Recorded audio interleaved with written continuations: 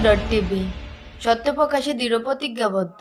কচুয়ায় বর্ণাঢ্য আয়োজনে ৫৪তম জাতীয় সমবায় দিবস উদযাপন। সাম্য ও সমতায় দেশ গড়বে সমবায়, এই প্রতিপাদ্যকে সামনে রেখে চাঁদপুরের কচুয়ায় উদযাপিত হয়েছে ৫৪তম জাতীয় সমবায় দিবস। আজ ১ নভেম্বর শনিবার উপজেলার সমবায় কার্যালয় বর্ণাঢ্য অনুষ্ঠানের মধ্য দিয়ে দিবসটি পালন করা হয়। এ উপলক্ষে সকালে জাতীয় পতাকা ও সমবায় পতাকা উত্তোলন করা হয়। পতাকা উত্তোলন শেষে উপজেলা পরিষদ থেকে এক বর্ণাঢ্য র্যালি বের করা হয়। র্যালি শেষে উপজেলা পরিষদ সভাকক্ষে আলোচনা সভা করা হয়। উপজেলা সমবায় সহকারী পরিদর্শক মোহাম্মদ সাখাওয়াত মজুমদার জুয়েলের সঞ্চালনায় ও সমবায় অফিসার রুটিন দায়িত্ব মোহাম্মদ বিল্লাল হোসেনের সভাপতিত্বে প্রধান অতিথির বক্তব্য দেন কচুয়া উপজেলা নির্বাহী অফিসার মোহাম্মদ হেলাল চৌধুরী।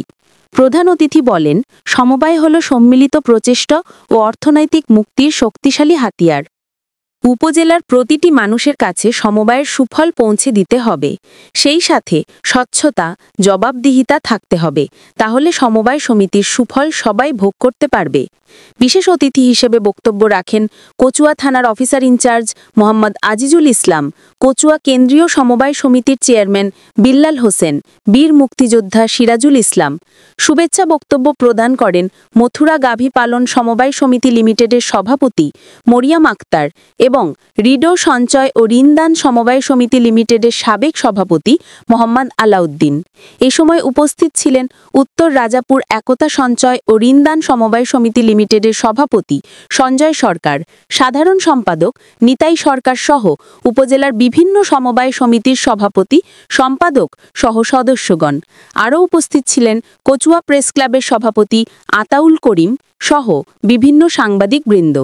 পবিত্র কুরআন তেলাওয়াত করেন উপজেলা পরিষদ জামে মসজিদের পেশ ইমাম মোহাম্মদ কবির হোসেন এবং পবিত্র গীতা পাঠ করেন উত্তর রাজাপুর একতা সঞ্চয় ও ঋণদান সমবায় সমিতি লিমিটেডের সদস্য সৈকত সরকার।